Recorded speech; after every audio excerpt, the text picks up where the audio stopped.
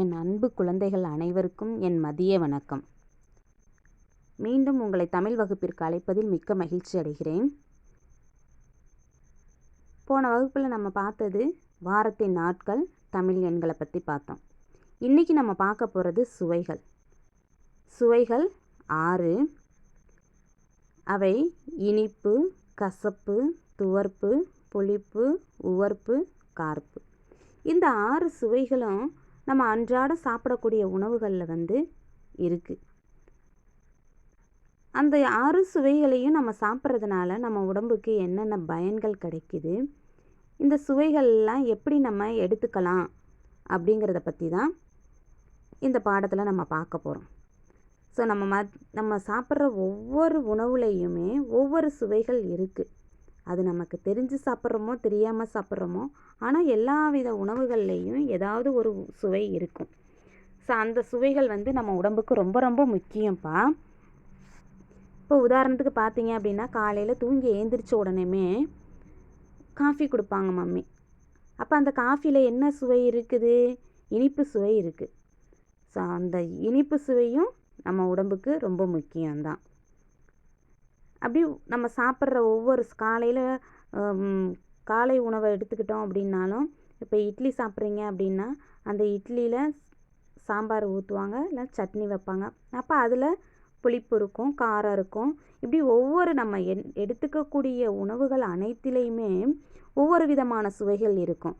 இந்த ஒவ்வொரு சுவையும் நம்ம உடம்புக்கு எவ்வளோ முக்கியம் அப்படிங்கிறத பற்றி இப்போ பார்ப்போம். சுவைகள் 6: இனிப்பு, புளிப்பு, கசப்பு, உவர்ப்பு, துவர்ப்பு, கார்ப்பு. இந்த இனிப்பு சுவை, இனிப்பு எல்லாருக்குமே ரொம்ப பிடிச்சது.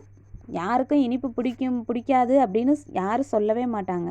இனிப்பு அப்படின்னாவே தாத்தா பாட்டியிலேருந்து சின்ன குழந்தைங்க வரைக்கும் எல்லாருக்கும் ரொம்ப பிடிக்கும். ஸோ நம்ம ஒரு நல்ல காரியம் செய்கிறாங்க அப்படின்னாக்க, நம்ம வீட்டு விசேஷங்களில் பார்த்தீங்க அப்படின்னா, நம்ம இலையில ஃபஸ்ட்டு கொண்டு வந்து வைக்கிறதே இந்த இனிப்பு சுவை தான். இனிப்பு தான் ஃபஸ்ட்டு வைப்பாங்க. உங்களுக்கு ஒரு விளம்பரத்தில் கூட சொல்லி வரும் பார்ப்பா. எங்கள் மம்மி சொல்லியிருக்காங்க, எந்த ஒரு காரியம் ஆரம்பிக்கிறதுக்கு முன்னாடியும் ஸ்வீட்டடு கொண்டாடு அப்படின்னு சொல்லியிருக்காங்கன்னு. ஆமாம், எந்த ஒரு நல்ல காரியங்கள் நடந்தாலும், எந்த ஒரு விஷயம் செஞ்சாலும் நம்ம இனிப்போடு தான் ஆரம்பிக்கும். ஏன்னா அந்த காரியங்கள் நல்ல ஒரு நல்லபடியாக நடக்கணும் அப்படிங்கிறதுக்காக தான் அந்த இனிப்பு சுவையை கொடுக்கும். நல்லது நடக்கணும் அப்படிங்கிறதுக்கு தான் அந்த இனிப்பை வச்சுருக்காங்க. ஆனால் ரொம்ப அளவுக்கு அதிகமாக சாப்பிட்டாலும் நமக்கு கெடுதல் தான். இனிப்பு சாப்பிடலாம், ரொம்ப அளவுக்கு அதிகமாக சாப்பிடக்கூடாது. இந்த இனிப்பு சுவை சாப்பிட்றதுனால என்ன பயன் இருக்குது அப்படின்னா, நம்ம உடம்புல இருக்கக்கூடிய தசைகளை வளர்ப்பதற்கு இந்த இனிப்பு சுவை ரொம்ப ரொம்ப பயனுள்ளதாக இருக்குது. அடுத்தது புளிப்பு. புளிப்பு சுவை அப்படின்னு பார்த்தீங்கன்னா, சாம்பார் வச்சாங்க அப்படின்னா புளிப்பு சுவை கண்டிப்பாக போடாமல் சாம்பார் வைக்க மாட்டாங்க. ஸோ புளிப்பு சுவை இருக்கும். இந்த புளிப்புனால என்ன நமக்கு பயன் அப்படின்னா, புளிப்பு சாப்பிட்ட உடனே அப்படியே நம்ம முகமெல்லாம் அப்படி ஒரு எல்லா முகத்தில் இருக்கக்கூடிய எல்லா நரம்புகளும் பார்த்திங்கன்னா அப்போ தான் வேலை செய்யும். புளிப்பு சாப்பிட்ட உடனே இரத்த குழாயில் உள்ள அழுக்கையெல்லாம் நீக்கிருமா. நம்ம இரத்த குழாயில் இருக்கிற அழுக்கை நீக்கிட்டு நல்ல ரத்தத்தை நமக்கு கொடுக்கக்கூடியது எது அப்படின்னா இந்த புளிப்பு சுவை தான். அடுத்தது கசப்பு. கசப்புன்னு சொன்னோனையுமே எல்லாம் ஓடிடுவீங்க. ஏன்னா பாகக்காய் சாப்பிட்டோம் அப்படின்னா, பாகக்கான்னு சொன்னோனையுமே ஓடிடுவேன், எனக்கு வேண்டவே வேண்டாம் அப்படின்னு. ஆனால் பாகக்காய் ரொம்ப ரொம்ப ரொம்ப உடம்புக்கு நல்லது. எந்த அளவுக்கு நம்ம இனிப்பு சாப்பிட்றோமோ அதே அளவுக்கு நம்ம கசப்பு சாப்பிடணும். இந்த கசப்பு சாப்பிட்றதுனால நம்ம உடம்புக்குள்ளே இருக்க வேண்டாத கிருமிகள் எல்லாம் அழிஞ்சிரும். நமக்கு எந்த விதமான வியாதியையும் உண்டாக்காது.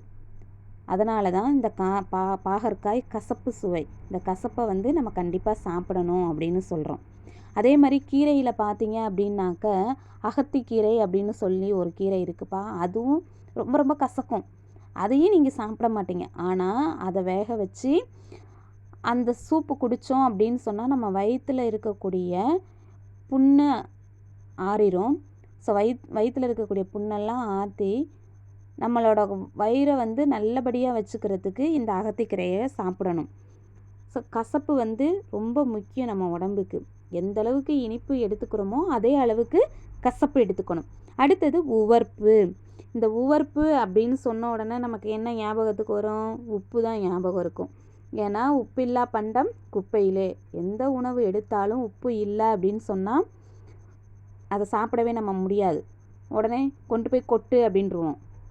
அதனால தான் உப்பில்லா பண்டம் குப்பையிலே அப்படின்னு சொல்லுவோம். ஆனால் இந்த உவர்ப்பு சுவை பார்த்தீங்க அப்படின்னா நம்மளோட ஞாபக சக்தியை அதிகரிக்கும்.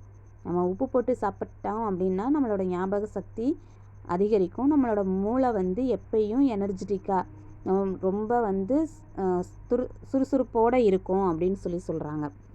அடுத்தது துவர்ப்பு. துவர்ப்பு அப்படின்னா நெல்லிக்காய் சாப்பிட்லாம். அடுத்தது இந்த வாழைப்பூ, இதெல்லாம் வந்து துவர்ப்பு சுவை உடையது. இந்த துவர்ப்பு சாப்பிட்றோம் அப்படின்னா என்ன உடம்புக்கு நல்லது அப்படின்னா, நம்ம உடம்புல ஏதாவது ஒரு சின்ன காயம் பட்டுச்சு அப்படின்னா ரத்தம் வந்துக்கிட்டே இருக்கும்.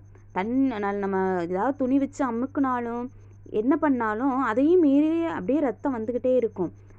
அந்த ரத்தம் ஏன் அப்படி நிற்காம வருது அப்படின்னா இந்த துவர்ப்பு வந்து நம்ம உடம்புல இல்லை அப்படின்னு அர்த்தம். துவர்ப்பு வந்து நம்ம உடம்புல இந்த துவர்ப்பு உள்ள பொருட்கள் நம்ம சாப்பிட்டோம் அப்படின்னா இந்த ரத்தம் வந்து வர ஆரம்பித்தோடனே அப்படியே ஸ்டாப் ஆகி நின்றுக்கும். ரத்தம் உறைஞ்சிரும். அப்போ உறைஞ்சிருச்சு அப்படின்னா நம்மளோட ரத்தம் வீணாகாது. அதுக்கு தான் இந்த துவர்ப்பு சுவை நம்ம சாப்பிடணும்னு சொல்கிறது. துவர்ப்பு உள்ள பொருட்கள் டெய்லியும் ஒரு நெல்லிக்காய் சாப்பிட்லாம்ப்பா. ஒரு ஏழையின் கனி அப்படின்னு சொன்னாவே இந்த நெல்லிக்காவை தான் சொல்லுவோம்.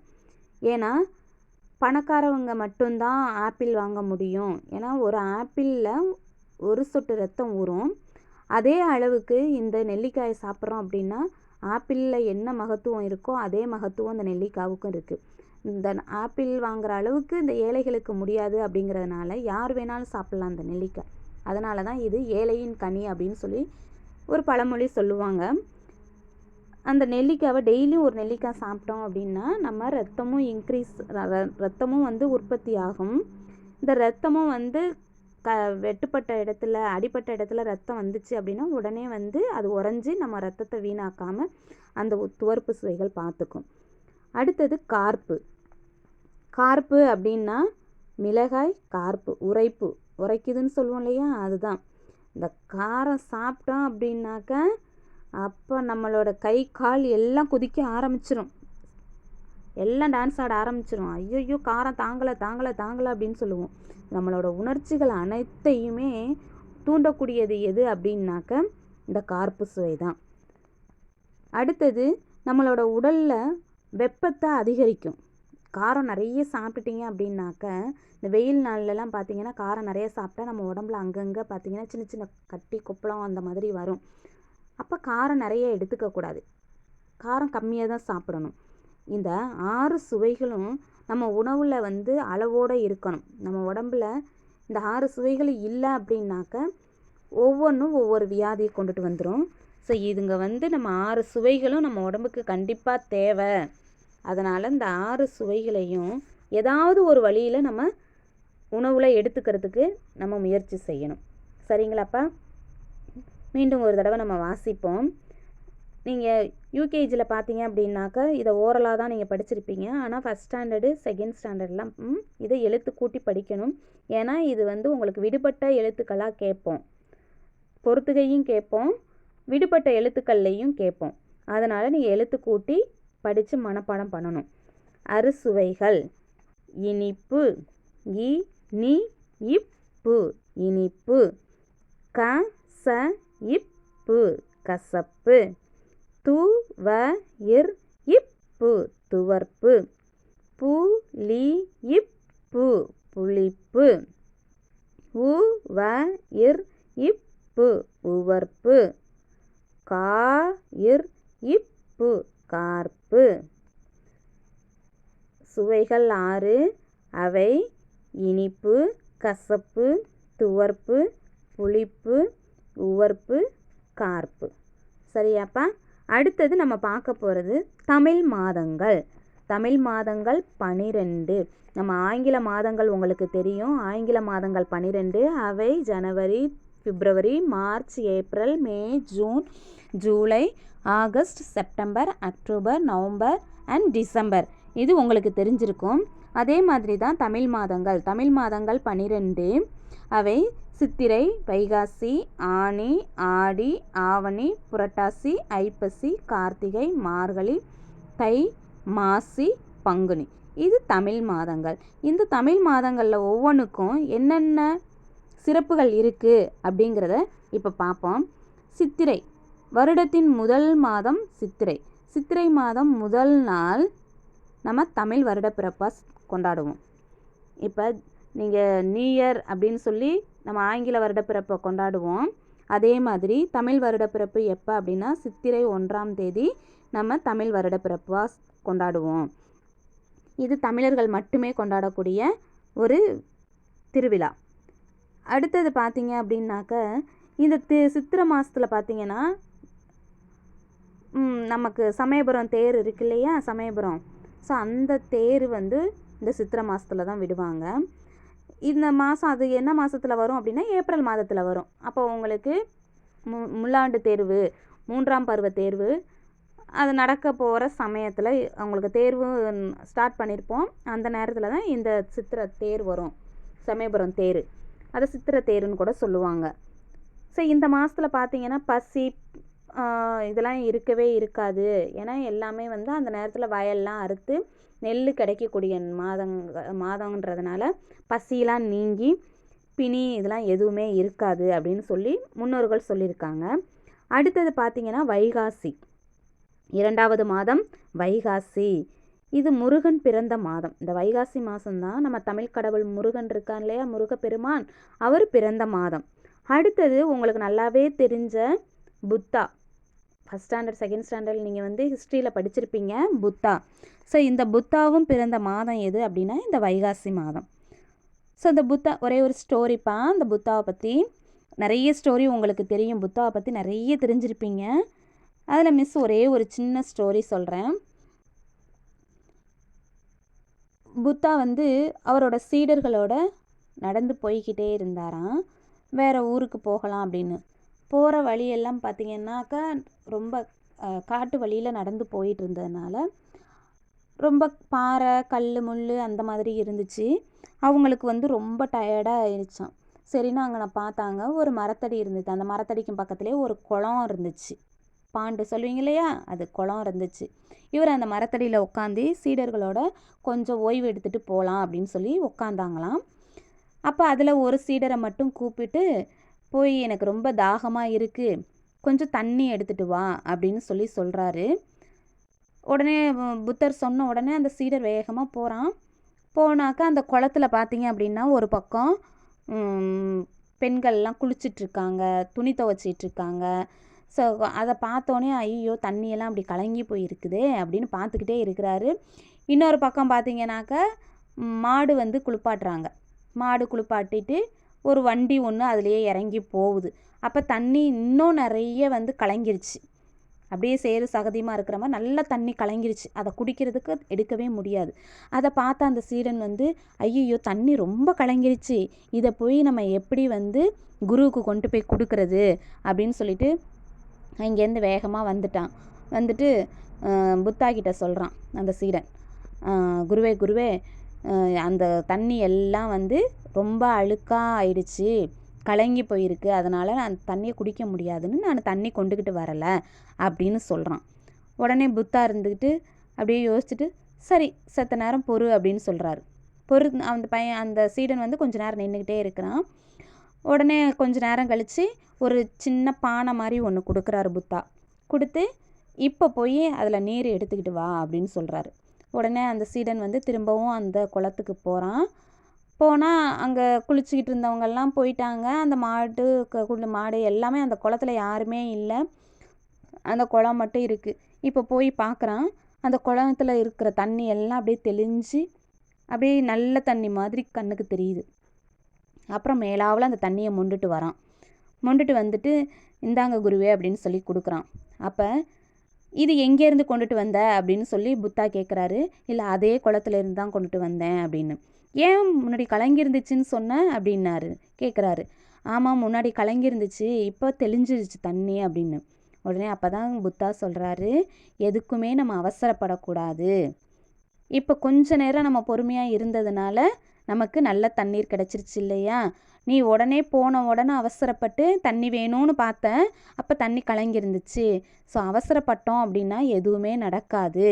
அதுக்கு எப்பயுமே நமக்கு பொறுமை தேவை அப்படின்னு சொல்லி புத்தா சொன்னாராம். ஸோ அதிலேருந்து இந்த கதையிலேருந்து நமக்கு என்ன தெரியுது அப்படின்னா, எந்த ஒரு செயலை செய்கிறதுக்கு முன்னாடியும் அவசரப்படக்கூடாது. எதுலேயுமே நம்ம பொறுமையாக நிதானமாக செஞ்சோம் அப்படின்னா வெற்றி அடைவோம். சரியாப்பா? ஓகே. அடுத்தது பாருங்க, ஆனி. 3வது மாதம் ஆனி. இந்த மாதத்தில் பார்த்தீங்க அப்படின்னாக்க பகல் ஜாஸ்தியாக இருக்கும், பகல் பொழுது அதிகமாக இருக்கும், இரவு ரொம்ப கம்மியாக இருக்கும். அப்போ தான் நீங்கள் தூங்குவீங்க. தூங்கி முழிச்சிட்டு பார்த்தீங்கன்னா, ஐயோ அதுக்குள்ளே விடிஞ்சிருச்சா அப்படின்னு கேட்பீங்க. ஏன்னா இந்த ஆனி மாதத்தில் பகல் அதிகமாக இருக்கும், இரவு பொழுது கம்மியாக இருக்கும். இந்த ஆனி மாதத்தில் வர பௌர்ணமி பார்த்திங்கன்னா ரொம்ப ரொம்ப சிறப்பு வாய்ந்தது. நம்ம திருச்சியில் உறையூரில் திருச்சிக்கு பக்கத்தில் உறையூர் இருக்குப்பா. அந்த உறையூரில் வெக்காளியம்மன் கோவில் அது ரொம்ப புகழ்பெற்றது. ஸோ அந்த கோவிலில் போய் அன்னைக்கு நம்ம எது நினச்சி வேண்டிக்கிட்டாலும், இந்த ஆனி மாத பௌர்ணமி அன்னைக்கு எது நினச்சி வேண்டிக்கிட்டாலும் உடனே நடக்குமா. அது மட்டும் இல்லைப்பா, நம்ம திருச்சி மலைக்கோட்டை இருக்கு இல்லையா, அங்கே தாயுமானவர் சுவாமி இருக்கார் இல்லையா, அவர்கிட்ட வாழைத்தார் கொண்டுட்டு போய் வச்சு ப்ரேயர் பண்ணிக்குவாங்களாம், வேண்டிக்குவாங்களாம். அந்த பௌர்ணமி ஆனி பௌர்ணமி அன்னைக்கு திருச்சி மலைக்கோட்டையில் இருக்கக்கூடிய தாயுமானவர் சுவாமிக்கிட்ட வாழைத்தார் கொண்டுட்டு போய் வச்சு ப்ரேயர் பண்ணுவாங்களாம். ஏன் அந்த வாழைத்தார் கொண்டுட்டு போய் மற்ற எந்த பழமும் வைக்காமல் வாழைத்தார் கொண்டுட்டு போய் வச்சு ப்ரேயர் பண்ணுறாங்க அப்படின்னா, அவங்களோட குடும்பம் வாழையடி வாழையாக தலைக்கணும் அப்படிங்கிறதுக்காண்டி. ஒரு சின்ன வாழைக்கன்று கொண்டுட்டு போய் வச்சிங்க அப்படின்னா, அந்த வாழைக்கன்று பெரிய மரமாகி தார் போடும். தாரை வெட்டினதுக்கப்புறம் அந்த மரத்தை வெட்டிடுவோம். அந்த மரத்தை வெட்டினோன்னு பார்த்தீங்கன்னா, அது சைட்லேருந்து இன்னொரு மரம் முளைச்சி வரும். இப்படி வாழைக்கன்று சீக்கிரமாகவே அழிஞ்சு போயிடாது, அப்படியே தனித்தனியாக துளுத்து துளுத்து வந்துக்கிட்டே இருக்கும். அதனால தான் வாழையடி வாழையாக நம்ம குடும்பம் தலைக்கணும், நம்ம குடும்பம் நல்லா இருக்கணும் அப்படிங்கிறதுக்காண்டி இந்த ஆனி மாத பௌர்ணமி அன்னைக்கு திருச்சி மலைக்கோட்டை தாயுமானவர் சுவாமிக்கு போய் ப்ரேயர் பண்ணிக்குவாங்க. அடுத்தது ஆடி. இந்த ஆடி மாதத்தில் நிறைய விசேஷங்கள் நிறைய இருக்குது. இந்த ஆடி மாதம் பார்த்தீங்க அப்படின்னா, காற்று, வெயில், மழை இந்த மூன்றுமே அந்த மாதத்தில் சேர்ந்து வரும். தனித்தனியாக அப்படியே வந்துக்கிட்டே இருக்கும். காற்று அடிக்கும், வெயில் அடிக்கும், மழையும் வரும். ஸோ இந்த மூணுமே நிகழக்கூடிய மாதம் எது அப்படின்னா ஆடி மாதம்தான். ஸோ அப்போ பார்த்தீங்க அப்படின்னா இந்த வெப்பம், கோடை வெயில் இருக்கு இல்லையா, அது கொஞ்சம் தணிஞ்சிருக்கும். காற்று அதிகமாக வீசும். இந்த ஆடி மாதத்தில் காற்று அதிகமாக வீசும். அந்த காற்று வீசுறதுனால தான் ஆடி காற்றில் அம்மியும் நகரும் அப்படின்னு சொல்லுவாங்க. அப்புறம் இன்னொரு பழமொழி கூட சொல்லுவாங்கப்பா, ஆடி பட்டம் தேடி விதை அப்படின்னு சொல்லுவாங்க. இந்த ஆடி மாதத்தில் தான் விவசாயிகள் பார்த்தீங்க அப்படின்னாக்கா விதை போடுவாங்க. அப்போ அடுத்தது ஒரு 6 மாதத்துக்குள்ளேயே நமக்கு நெல் கிடைக்கும், சாதம் கிடைக்கும் அப்படின்னு சொல்லுவாங்க. அதுக்காண்டி தான் ஆடிப்பட்டம் தேடி விதை அப்படின்னு சொல்கிறது. அடுத்தது இந்த ஆடி மாதம் 18ஆம் தேதி பார்த்தீங்க அப்படின்னாக்க ஆடிப்பெருக்கு விழாவாக கொண்டாடுவாங்க. அது அப்போ பார்த்தீங்கன்னா காவேரி ஆற்றுல போய் எல்லோரும் குளிச்சுட்டு அங்கேயே சாமிக்கு வாழை இலை வச்சு அரிசி, இனிப்பு, பலகாரம் இதெல்லாம் வச்சு சாமி கும்பிடுவாங்க. இது ஆடிப்பெருக்கு அன்னைக்கு கொண்டாடக்கூடிய விழா. அடுத்தது பார்த்திங்கன்னா கண்ணகி. கண்ணகி கேள்விப்பட்டிருப்பீங்க, மதுரையை எரித்தாள் கண்ணகி அப்படின்னு. நீங்கள் மாறுவேட போட்டியிலலாம் பார்த்தீங்கன்னா ஃபேன்சி ட்ரெஸ்ஸில் நிறைய பேர் கண்ணகி வேஷம் போட்டுட்டு வருவீங்க. இந்த கதையை இன்னொரு கிளாஸில் நான் சொல்கிறேன், 11 வகுப்பில் இந்த கண்ணகி கதையை பற்றி சொல்கிறேன். இப்போ சின்னதாக முடிச்சுக்கலாம். இந்த கண்ணகி மதுரையை எரித்தாங்க. மதுரையை எரிச்சிட்டு அவங்க தெய்வமாக மாறிட்டாங்க. ஸோ தெய்வமாக மாறினாலும் அவங்கக்கிட்ட இருக்க அந்த கோபம் தனியலை அப்படிங்கிறதுக்காண்டி கூழ் காய்ச்சி அந்த ஆடி மாதத்தில் அம்மனுக்கு படைப்பாங்க.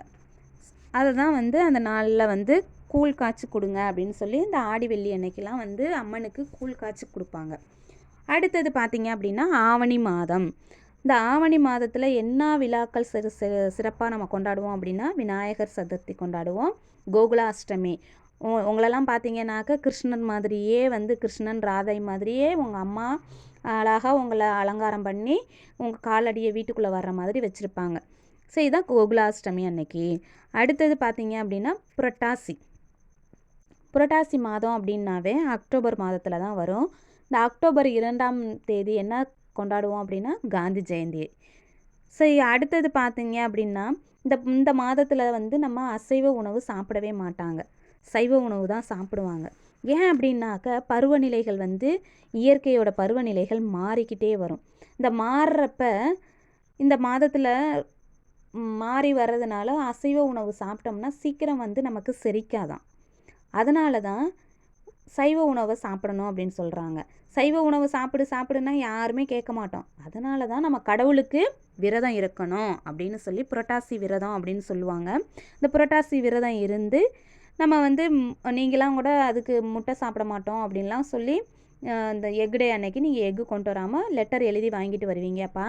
ஸோ அந்த மாதம் அதனால தான் அந்த மாதத்தில் வந்து விரதம் இருக்கிறாங்க, புரட்டாசி விரதம் அப்படின்னு சொல்லி இருப்பீங்க. ஓகே, அடுத்தது பார்த்தீங்க அப்படின்னா ஐப்பசி. இந்த ஐப்பசி மாதம் வந்துருச்சுனாவே எல்லாருக்கும் ரொம்ப சந்தோஷம். ஏன் அப்படின்னா தீபாவளி வரும். ஐப்பசி மாதத்தில் என்ன வரும் அப்படின்னா தீபாவளி வரும். அடுத்தது பார்த்தீங்க அப்படின்னா நவராத்திரி, கொழு வைப்பாங்க. இப்போ நிறைய வீட்டில் வச்சுருப்பீங்க, அழகழகாக ஜோடித்து பொம்மையெல்லாம் வச்சு கொழு நடத்தியிருப்பாங்க. அடுத்தது பார்த்தோன்னா இந்த ஐப்பசி மாதம் ரொம்ப மழை பெய்யும், ரொம்ப மழை காலம். இப்போ வந்துக்கிட்டு இருக்கு இல்லையா, தீபாவளி சமயத்துலலாம் நல்ல மழை.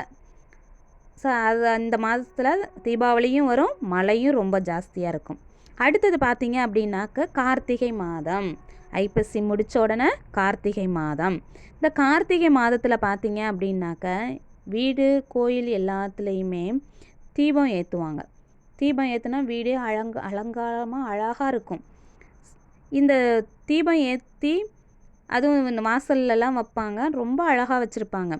இது 10ஆவது நாள் பார்த்தீங்க அப்படின்னாக்கா திருவண்ணாமலையில் மகாதீபம் அப்படின்னு ஒன்று ஏற்றுவாங்க. பெரிய மலை திருவண்ணாமலையில் அந்த மலை உச்சியில் பெரிய கொப்பரையை வச்சு அதில் நிறைய நெய் ஊற்றி பெரிய பெரிய திரியாக வச்சு அதில் வந்து நம்ம தீபத்தை ஏற்றுவாங்க.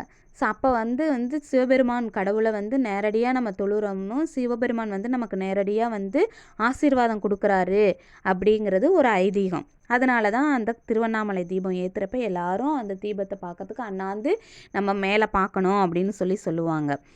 அடுத்ததுப்பா மார்கழி மாதம். அடுத்த மாதம் மார்கழி மாதம். மாதங்களிலே உயர்ந்த மாதம் எது அப்படின்னாக்க, சிறப்பு வாய்ந்த மாதம் எது அப்படின்னா மார்கழி மாதம்தான். அதனால தான் கிருஷ்ணர் சொல்லியிருக்கிறாரு, மாதங்களில் நான் மார்கழியாக இருக்கிறேன் அப்படின்னு சொன்னாராம். மாதங்களில் நான் மார்கழியாக இருக்கிறேன். எத்தனை மாதங்கள், 12 மாதங்கள் இருந்தாலும் சிறப்பு வாய்ந்த மார்கழி மாதமாக தான் நான் இருக்கிறேன் அப்படின்னு சொல்லி கிருஷ்ணன் சொல்லியிருக்கிறாரு. ஏன் அப்படின்னாக்க இந்த மார்கழி மாதம் ரொம்ப கடவுளுக்கு உகந்த மாதம். எல்லா வீடுகள்லையும் பார்த்தா அப்படின்னாக்கா வாசல் காலையில் ஏந்திரிச்சு காலையிலே வாசல் கோலம் போட்டு அந்த கோலத்துக்கு நடுப்புற பார்த்திங்கனாக்கா சாணத்தை வந்து பிள்ளையார் மாதிரி பிடிச்சி அதுக்குள்ளார ஒரு பூசணி பூவோ இல்லை பரங்கி பூவோ சொருகி அந்த கோலத்தோட நடுவில் வச்சுருப்பாங்க. ஸோ இந்த மாதம் பார்த்தா பனிக்காலம், இறைவனுக்கு ரொம்ப ரொம்ப உகந்த மாதம். இந்த மாதத்தில் எல்லாருமே கடவுளை ரொம்ப தொழுவாங்கப்பா. மார்கழி மாதத்தில் பனிக்காலம் வேறு ஜாஸ்தியாக இருக்கும். இப்போலாம் நம்மளால் வெளியிலே வர முடியல இல்லையா, அவ்வளோ பனி இருக்குது. ஸோ இந்த பனிங்கிறதுனால நீங்கள் எல்லாருமே சுடுதண்ணி தான் குடிக்கணும். குளிக்கிறப்பையும் அம்மா கிட்ட சொல்லி சுடுதண்ணிலே குளிங்க, சரிங்களா? யாரும் வந்து பச்சை தண்ணியில் குளிச்சுட்டு தண்ணியில் விளாண்டுட்டு சளி பிடிச்சிக்கும்பா இந்த நேரத்தில். சரி, அதனால் பனியில் ரொம்ப ரொம்ப கவனமாக இருக்கணும். அடுத்தது தை மாதம். தை பிறந்தால் வழி பிறக்கும் அப்படின்னு சொல்லுவாங்க. ஸோ தை மாதத்தில் என்ன கொண்டாடுவோம் அப்படின்னாக்க பொங்கல் விழா. தையில் பொங்கல் விழா. ஏன் தை பிறந்தால் வழி பிறக்கும் அப்படின்னு சொல்கிறோம் அப்படின்னா, ஆடி மாதத்தில் விதை போடுறாங்கன்னு சொன்னோம் இல்லையா, ஆடிப்பட்டம் தேடி விதைன்னு சொன்னோம் இல்லையா, அந்த விதை வந்து நல்லா பெருசாகி இந்த தை மாதத்தில் தான் அறுவடை செய்வோங்க. இந்த அறுவடை செய்கிறதுனால தான் தை பிறந்தால் வழி பிறக்கும், நம்ம சாப்பாட்டுக்கு கஷ்டமே இல்லை அப்படின்னு சொல்லுவாங்க. இதில் பொங்கல் கொண்டாடுவாங்க. பொங்கல் பார்த்தீங்க அப்படின்னாக்க ஃபஸ்ட்டு நாள் போகி கொண்டாடுறது பழையன கழிதலும் புதியன புகுதலும் அப்படின்னு சொல்லுவோம். ஸோ பழையன அப்படின்னா நம்ம வீட்டில் இருக்கக்கூடிய தேவையில்லாத பொருட்கள்லாம் எடுத்து போட்டு அம்மா கொளுத்தி விடுவாங்க. அதுதான் பழையன கழிதல். அது மட்டும் இல்லை, நம்மக்கிட்ட இருக்கிற கெட்ட எண்ணங்களெல்லாம் தூக்கி எறிஞ்சிட்டு நல்ல எண்ணங்களை கொண்டுகிட்டு வரணும் அப்படின்னு சொல்கிறதுக்கு அர்த்தம் தான் இந்த போகி. அடுத்தது பார்த்தீங்க அப்படின்னா சூரிய பொங்கல். வாசல்ல அம்மா பொங்கல் வைப்பாங்க. இந்த பொங்கல் வந்து நம்ம கடவுள் சூரிய கடவுளுக்கு வந்து நம்ம நன்றி சொல்கிறதுக்காண்டி இந்த சூரிய பொங்கலை கொண்டாடுறோம். ஏன் அப்படின்னா நமக்கு வெளிச்சத்தை கொடுக்குறாரு. வெளிச்சத்தை மட்டும் இல்லை, தாவரங்கள் வளர்கிறதுக்கும் அது வந்து பயனுள்ளதாக இருக்குது. ஸோ அது சூரியன் இல்லை அப்படின்னா நம்மளால் இருக்க முடியாது. அப்படிங்கிறதுனால சூரியனுக்கு நன்றி சொல்கிறதுனால இந்த சூரிய பொங்கலை கொண்டாடுறாங்க. போகிக்கு அடுத்தது சூரிய பொங்கல். அடுத்தது சூரிய பொங்கல் முடிஞ்ச உடனே மாட்டுப் பொங்கல். அடுத்தது நாள் என்ன பண்ணுவாங்க? மாட்டுப் பொங்கல். மாடுகள் உழவர்களுக்கு வந்து இந்த மாடு வந்து ரொம்ப ரொம்ப பயனுள்ளதாக இருக்குது. மாடு இல்லைனாக்க நம்மளால் மாடு தான் நமக்கு உதவி செய்யுது. அப்படிங்கிறதுனால அந்த மாடுகளுக்கு பொங்கல் வச்சு மாடுகளுக்கு நன்றி சொல்லும் விதமாக மாட்டுப் பொங்கல் கொண்டாடுறோம். அடுத்தது உழவர் தினம். உழவர்கள் தினம் எதுக்கு கொண்டாடுறோம் அப்படின்னா, ரொம்ப கஷ்டப்பட்ட உழவர்கள் நமக்கு உணவை கொடுக்குறாங்க இல்லையா? விவசாயிகள் வந்து சேத்துல கை வச்சாதான் நம்ம வந்து சோத்துல கை வைக்க முடியும் அப்படின்னு சொல்லுவாங்க. இந்த விவசாயிகள் தான் இந்த இந்தியாவின் முதுகெலும்பு அப்படின்னு ஒரு தலைவர் சொல்லியிருக்கார். அந்த தலைவர் யாருன்னு தெரியுதா? ஞாபகம் இருக்குங்களா? மகாத்மா காந்தி. விவசாயிகள் தான் நம்மளோட முதுகெலும்பு அப்படின்னு சொல்லி நம்ம மகாத்மா காந்திஜி சொல்லியிருக்கார். அதனால் இந்த உழவர்கள் வந்து சந்தோஷமாக கொண்டாடக்கூடிய விழா தான் இந்த உழவர் தினம். இப்படி பொங்கல் கொண்டாடக்கூடிய மாதம் தை மாதம். சரிங்களாப்பா? அடுத்தது நம்ம பார்க்க போகிறது மாசி மாதம். மாசி மாதம் அப்படின்னாவே ரொம்ப புண்ணியம் வாய்ந்த மாதமாக கொண்டாடுறாங்க. சொல்லக்கூடிய மாதம் எது அப்படின்னாக்க இந்த மாசி மாதம். இந்த மாதத்தில் தான் நம்ம வந்து நல்ல காரியங்கள் எல்லாமே வீடு குடி போகிறது, பால் காய்ச்சறது, அப்புறம் பார்த்தீங்க அப்படின்னாக்க திருமணம், காது குத்து, இப்படி நல்ல காரியங்கள் எல்லாமே பார்த்தீங்க அப்படின்னா இந்த மாசி மாதத்தில் இருந்து தான் ஆரம்பிப்பாங்க. இந்த மாசி மாதம் தான் நிறைய நடக்கக்கூடிய மாதமும். அதனால தான் இதை புண்ணியம் நிறைந்த மாதம் அப்படின்னு கூட சொல்லுவாங்க. அடுத்தது கடைசி மாதம் பங்குனி. இந்த பங்குனி மாதம் பார்த்தீங்க அப்படின்னா முருகப்பெருமானுக்கு ரொம்ப ரொம்ப உகந்த மாதம். நம்ம மற்ற விழாக்கள்லாம் பார்த்திங்கன்னா, இப்போ தீபாவளி அப்படின்னா நம்ம இந்தியா ஃபுல்லாக கொண்டாடுவோம். இதே வந்து பொங்கல் பார்த்திங்க அப்படின்னாக்கா நம்ம தமிழர்கள் மட்டும் கொண்டாடுவோம். அதே மாதிரி ஆங்கில புத்தாண்டெல்லாம் இந்த உலகத்தில் இருக்க மக்கள் எல்லா கண்ட்ரியில் இருக்கிறவங்களும் கொண்டாடுவாங்க. ஆனால் இந்த பங்குனி மாதத்தில் வரக்கூடிய பங்குனி உத்திரம் அப்படின்னு முருகப்பெருமானுக்கு கொண்டாடக்கூடிய பங்குனி உத்திரம் இருக்குது இல்லையா? அது மட்டும் நம்ம தமிழ்நாட்டில் கிராமம் நகரம் அப்படின்னு பார்க்காம, எல்லா பாரபட்சமே பார்க்காம நகரத்துலேயும் கொண்டாடுவாங்க, கிராமத்துலேயும் கொண்டாடக்கூடிய ஒரே விழா எது அப்படின்னா இந்த பங்குனி உத்திரம் தான். இங்கே இந்த பங்குனி உத்திரத்தில் தான் இந்த அழகு குத்தி பால் குடம் எடுத்து சாமிக்கு வந்து சாமியோட தரிசனத்தை போய் பார்ப்பாங்க. அந்த மாதத்தில் பார்த்தீங்க அப்படின்னாக்கா வெயில் மண்டையை பிளக்கும், அவ்வளோ ஜாஸ்தியாக இருக்கும். இந்த நேரத்தில் நம்ம நிறைய வந்து தண்ணி குடிக்கணும், அப்புறம் இளநீர் குடிக்கணும், பழங்கள் நிறைய சாப்பிடணும் அப்படின்னு சொல்லுவோம். பங்குனி மாதத்தில் ரொம்ப ரொம்ப வெயில் ஜாஸ்தியாக இருக்கும்பா. அப்போல்லாம் உங்களுக்கு 3ஆம் பருவ தேர்வு முடிஞ்சு லீவ் விட்ருவாங்க, ஆனுவல் டே லீவ் விட்ருவாங்க. ஸோ அப்போல்லாம் நீங்கள் வீட்டிலையே இருக்கணும் அப்படிங்கிறதுக்காண்டி தான் உங்களுக்கு வந்து வெயில் தாங்காது அப்படிங்கிறதுனால தான் உங்களுக்கு லீவ் விட்றாங்க. சரியாப்பா? இப்போ தமிழ் மாதங்கள் 12. அவை சித்திரை, சித்திரை, வைகாசி, ஆனி, ஆடி, ஆவணி, புரட்டாசி, ஐப்பசி, கார்த்திகை, மார்கழி, தை, மாசி, பங்குனி. சரி, இதுக்கு நீங்கள் வந்து எழுத்து கூட்டி பிழை இல்லாமல் படிச்சுக்கணும், மனப்பாடம் பண்ணிக்கோங்க. இதுக்கு வந்து இப்போ தமிழ் மாதங்கள் எத்தனை கேள்வி கேட்டோன்னா எத்தனை சொல்லணும்? தமிழ் மாதங்கள் 12. அடுத்தது சுவைகள் எத்தனை? சுவைகள் 6. ஸோ உங்களுக்கு இது பொறுத்துகையும் கேட்போம், சரியான விடையும் கேட்போம். இதை படித்து வச்சுக்கோங்க. ஏற்கனவே வாரத்தின் நாட்கள் எத்தனை? வாரத்தின் நாட்கள் 7. அவை ஞாயிறு, திங்கள், செவ்வாய், புதன், வியாழன், வெள்ளி, சனி. அடுத்தது தமிழ் எண்கள் நம்ம படிக்க 10 வரைக்கும் கொடுத்துருக்கோம், அதையும் படிச்சுக்கோங்க. அடுத்தது உயிரெழுத்துக்கள் எத்தனை, மெய் எழுத்துக்கள் எத்தனை, ஆயுத எழுத்து எத்தனை, உயிர்மெய் எழுத்துக்கள் எத்தனை அப்படின்ற கேள்வி உங்களுக்கு நீங்கள் கடைசி வரைக்குமே வரும்பா. நீங்கள் பெரியவங்களாக மாறி போட்டித் தேர்வுகள் எழுத போனீங்கன்னா கூட இந்த மாதிரி கேள்விகள் உங்களை கேட்பாங்க. அதனால் நீங்கள் இப்போயே நல்லா படிச்சுக்கோங்க. நல்லா படிச்சிட்டிங்க அப்படின்னா நல்லா பிழை இல்லாமல் உங்களால் எழுதுறதுக்கும் முடியும், வாசிக்கவும் முடியும். சரிங்களாப்பா? உங்களுக்கு எந்த மிஸ்ஸுக்கிட்ட நம்பர் இருக்கோ அந்த மிஸ்ஸோட நம்பருக்கு இந்த தமிழ் எழுத்துக்களை கண்டிப்பாக எழுதி அனுப்புங்க. மிஸ்ஸு திரும்ப திரும்ப சொல்கிறேன், இந்த தமிழ் எழுத்துக்களை படித்து பார்க்காம எழுதி கண்டிப்பாக வீட்டு பாடம் அனுப்பிச்சிருக்கணும். சரிங்களாப்பா? மீண்டும் அடுத்த வகுப்பில் சந்திப்போம். நன்றி.